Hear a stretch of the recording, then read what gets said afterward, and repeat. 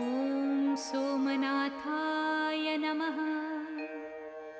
ॐ मल्लिकार्जुनाय नमः।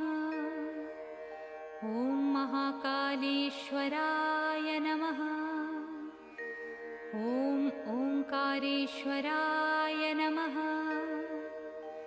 ॐ वैद्यनाथाय नमः। ॐ भीमशङ्कराय नमः। ॐ रामेश्वराय नमः। ॐ नागेश्वराय नमः।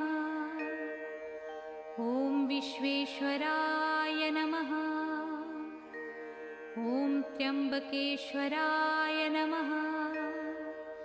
ॐ केदारेश्वराय नमः। ॐ भुस्मेश्वराय नमः।